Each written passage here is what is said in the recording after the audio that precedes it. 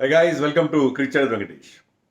ఏదైనా కొత్త cinema release అయినప్పుడు ఫస్ట్ హాఫ్ బాగుంది, సెకండ్ హాఫ్ బాగుంది, ఇలా రకరకాల కామెంట్స్ వస్తుంటాయి. కానీ ఇండియా ఇంగ్లాండ్ 5 టెస్ట్ సిరీస్ అనే సినిమాలో ఫస్ట్ హాఫ్ బాగుంది, సెకండ్ హాఫ్ బాగుంది. ఇప్పటివరకు జరిగిన 4 టెస్టులు కూడా మహారంజుగా జరిగాయి. చాలా చాలా పోటాపోటీగా నువ్వా నేనా అన్నట్టు జరిగాయి. England slightly head 2-1. బట్ ఇప్పుడు కథ క్లైమాక్స్ చేరింది. క్లైమాక్స్ కూడా అంతే గ్రిప్పింగ్గా, అంతే ఉత్కంఠభరితంగా ఉంటుందని చెప్పి మనం ఎక్స్పెక్ట్ చేయొచ్చు.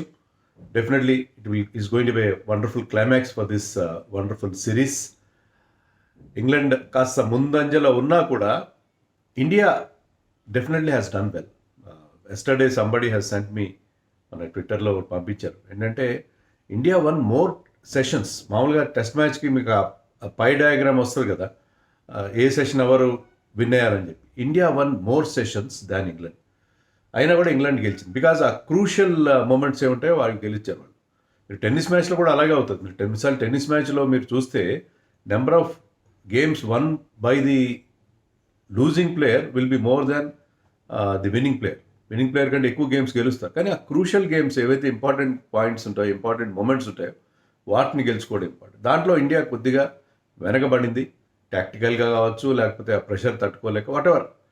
బట్ స్టిల్ ఫైనల్ మ్యాచ్ ఇది. ఇక్కడ గెలిస్తే మనం సిరీస్ డ్రా చేసుకుంటాం. సిరీస్ డ్రా చేసుకుంటే ఇది గెలిచినంత పని. ఎందుకంటే యంగ్ టీమ్, దీని మీద ఎవరికి ఎక్స్పెక్టేషన్స్ లేవు. ఇంజరీస్ ప్రాబ్లమ్స్ ఎదురైనాయి. Rishabh Pant midway through that test match injured కావడం, లాస్ట్ టెస్ట్ మ్యాచ్ మనకి అయినా వచ్చి బ్యాటింగ్ చేసి టీంకి ఒక డ్రా దక్కించాం అన్నీ మనకు తెలుసు. అలాగే బుమ్రా కూడా is playing only just 3 test matches. India ఒక యంగ్ ఇండియన్ టీం, బౌలింగ్లో బ్యాటింగ్లో కూడా కొత్త కాంబినేషన్స్ కోసం వెతుక్కుంటున్న టీం ఇది. But it has done really well. So ఫైనల్గా ఈ మ్యాచ్ గెలిస్తే ఇది మస్ట్ విన్ మ్యాచ్ ఫర్ ఇండియాకి.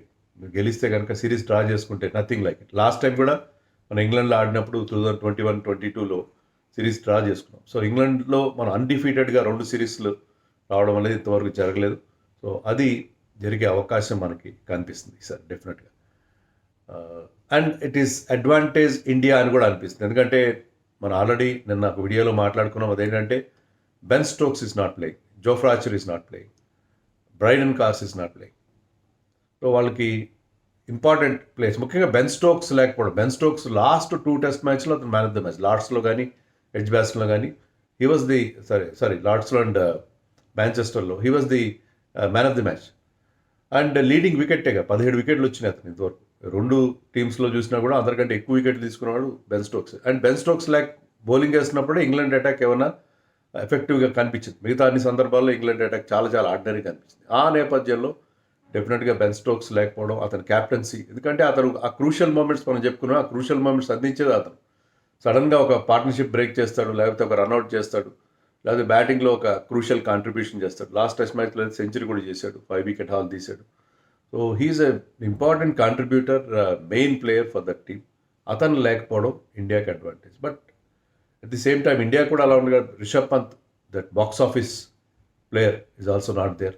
అతను రిషబ్ పంత్ ఈ సిరీస్లో ఆడిన తీరు, ఈ kind of impact that he has created, అది ఇండియా మిస్ అవుతారు.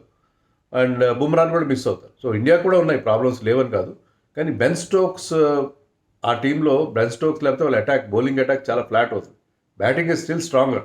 బ్యాటింగ్ ఎప్పటికీ స్ట్రాంగ్ అవుతుంది. జో రూట్ ఉన్నాడు కాబట్టి. జో రూట్ ఉన్నాడు, ఈవెన్ డకెట్ కానీ, Harry Brook, Jamie Smith, they're all exciting players. And Jacob Bethell కూడా చేరాడు. చాలా చాలా టాలెంటెడ్ ప్లేయర్ అతను. ఆర్సీబీ కూడా ఆడాడు బ్రీఫ్గా. ఆడిన 3 టెస్టుల్లో ఈ లెఫ్ట్ హ్యాండ్ ఆల్రౌండర్ 3 హాఫ్ సెంచరీలు చేశాడు. న్యూజిలాండ్లో ఆడాడు 3 హాఫ్ సెంచరీలు చేశాడు. బౌలింగ్లో కూడా 3 వికెట్లు తీశాడు ఆడిన 3 టెస్టుల్లో. ఒకే ఇన్నింగ్స్లో 3 వికెట్లు వచ్చినాయి. బౌలింగ్ పెద్దగా లేదు, కానీ బ్యాటింగ్ మాత్రం he is very very good, very good, very exciting prospect. టీంలోకి బ్రేక్ ఇన్ కాలేకపోయాడు, లేకపోతే అలాంటి టాలెంటెడ్ ప్లేయర్ని పక్కన పెట్టే పరిస్థితి లేదు. బట్ ఇప్పుడు అవకాశం వచ్చింది. అతను he might bat at number 6 like Ben Stokes ప్లేస్లో ఆడతాడు, అనదర్ లెఫ్ట్ హ్యాండర్.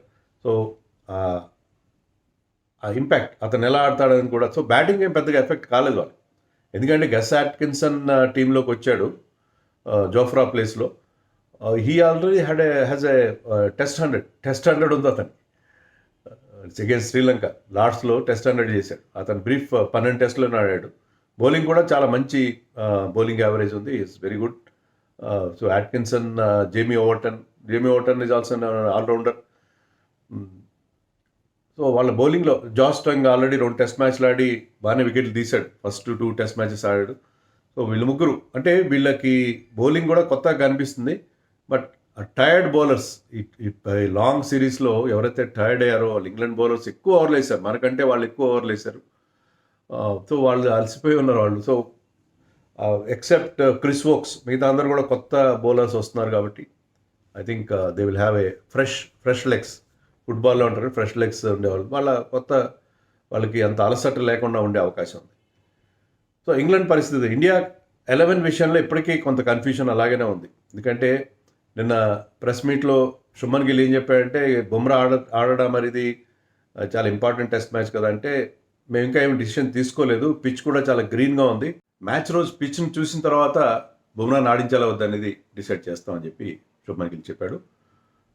ఇప్పుడైతే గ్రీన్గా ఉండొచ్చు పిచ్, కానీ మ్యాచ్ రోజున మరింత మోయింగ్ చేసి మరింత గ్రాస్ని కట్ చేసే అవకాశం ఉంటుంది కాబట్టి they will take that call అని చెప్పాడు. కానీ మోస్ట్ లైక్లీ బుమ్రా ఆడకపోవచ్చనే మనకి, ఎందుకంటే మెడికల్ టీం చెప్పారు బుమ్రా ఆడడానికి కుదరదు, అతను 3 టెస్ట్ మ్యాచెస్ కంటే ఎక్కువ ఆడితే రిస్క్ అవుతుంది, మనకి మళ్ళీ నెక్స్ట్ ఇయర్ మనకి T20 వరల్డ్ కప్ కూడా ఉంది. సో బుమ్రా విషయంలో అలాంటి రిస్క్ తీసుకోవాలనే మనం ఎక్స్పెక్ట్ చేయొచ్చు. సో ఇండియన్ టీంలో హర్షదీప్ గురించి కూడా కొంత క్లారిటీ ఇచ్చాడు శుభ్మన్ గిల్. అతను రెడీగా ఉండమని చెప్పాం, టెస్ట్ మ్యాచ్ డెబ్యూ చేయొచ్చు అతను. So Harshdeep is likely to make debut.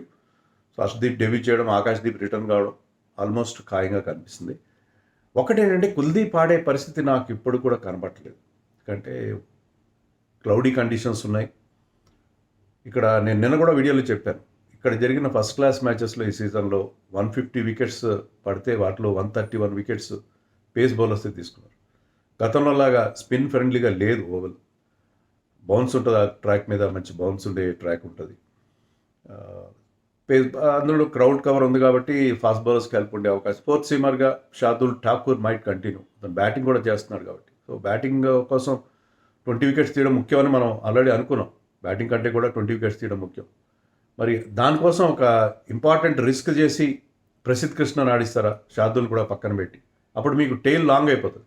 Prasidh Krishna, Harshdeep Singh, Akash Deep and Siraj, 4 fast బౌలర్స్లో Harshdeep ఎంతో కొంత బ్యాటింగ్ చేయగలడు, ఆకాశ్దీప్ కొంత బ్యాటింగ్ చేయగలడు, మిగతా వాళ్ళందరూ కూడా అంతంత మాత్రం. సో లాంగ్ టెయిల్ అయిపోతుంది, 7 వరకే బ్యాటింగ్ ఉంటుంది. మరి చూడాలి ఇండియా అంత టఫ్ కాల్ తీసుకుంటుంది. ఆ నెంబర్ 8 పొజిషన్లో ఎవరు ఆడతారు? కుల్దీప్ ఆడచ్చు, ఛాన్సెస్ తక్కువ. మీకు ప్రసిద్ధ్ కృష్ణ ఆడచ్చు, షార్దుల్ ఠాకూర్, ఈ ముగ్గురులో ఒక్కరు ఆడే అవకాశం. మిగతా ప్లేసెస్ అన్నీ ఆల్మోస్ట్ సర్టెన్. బుమ్రా ఆడకపోవడం కూడా ఆల్మోస్ట్ సర్టెన్గా నేను చెప్పగలను. సో అది ఇండియా 11 సంబంధించింది. అక్కడ వెదర్ ఎలా ఉంది? నేను చెప్పినట్టుగా వర్షాలు పడుతున్నాయి అక్కడ, కానీ లైట్ షవర్సే. ఈ క్లౌడ్ కవర్ ఉంటుంది, అది ముఖ్యం.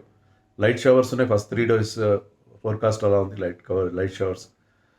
అండ్ ఇండియాకి ఇక్కడ రికార్డు కనుక చూస్తే, ఇక్కడ రికార్డు అంత గొప్పగా లేదు మనకి. Okay, 2 test match, first test match మనం ఇక్కడే గెలిచాం. ఇంగ్లాండ్లో గెలిచిన మొట్టమొదటి టెస్ట్ మ్యాచ్ 1971లో BS Chandrasekhar leg spin bowling మాయాజాలంతో మనం గెలిచాం. మొట్టమొదటిసారి వినాయక చవితి రోజున గెలిచాం. ఆ రోజున స్టేడియంలోకి ఒక ఇండియన్ ఫ్యాన్స్ ఉంటారు కదా అక్కడ, ఎన్ఆర్ఐస్, వాళ్ళు ఒక ఏనుగును కూడా తీసుకొచ్చి తిప్పారు. సో అది చాలా మంచి శుభసూచకం. Last day of the test match. So ఆ రోజు మనం గెలిచాం, చాలా నేరో మార్జిన్తో 4 వికెట్స్ తేడాతో గెలిచాం. సో ఆ విక్టరీ ఎప్పుడు గుర్తుంది? 1970. తర్వాత రీసెంట్గా లాస్ట్ టైం 2021లో కూడా మనం ఓవెల్లో గెలిచాం. లాస్ట్ టైం లండన్లోని 2 వెన్యూస్లో, లార్డ్స్లో, ఓవెల్లో 2 చోట్ల గెలిచాం. బట్ ఇక్కడ 23లో ఆడినప్పుడు 2023లో మనం WTC ఫైనల్ ఓడిపోయాం. సో మొత్తం 15 టెస్టుల్లో 7 డ్రాస్ ఉన్నాయి. ఇక్కడ డ్రాస్ ఎక్కువ ఉన్నాయి. మనం 5 టెస్ట్ మ్యాచ్లు ఓడిపోయాం, 2 గెలిచాం. 7 డ్రాస్ ఉన్నాయి, 6 టెస్ట్ మ్యాచ్లు ఓడిపోయాం. 6 టెస్ట్ మ్యాచ్లు ఓడిపోయాం అంటే ఇంక్లూడింగ్ WTC ఫైనల్. 2 డ్రాస్, 2 మనం గెలిచాం. సో అది అక్కడ మన రికార్డ్. ఇక్కడ టాస్ గెలిచిన టీమ్స్ ఇక్కడ అన్నీ కూడా ముందుగా ఫీల్డింగ్ ఎంచుకున్నాయి, ముందుగా బౌలింగ్ చేశారు టాస్ గెలిచిన టీమ్స్ ఈ సీజన్లో. మీకు అక్కడ జరిగిన మ్యాచెస్లో అండ్ థర్డ్ ఇన్నింగ్స్లో హైయెస్ట్ స్కోర్ వచ్చింది. థర్డ్ ఇన్నింగ్స్ ఆఫ్ ది మ్యాచ్లో హైయెస్ట్ స్కోర్ వచ్చింది. సో అది ఇక్కడ పరిస్థితి. సో అంత బ్యాటింగ్ ఫ్రెండ్లీ కాదు గతంలో లాగా, బౌలర్స్కి హెల్ప్ ఉంది.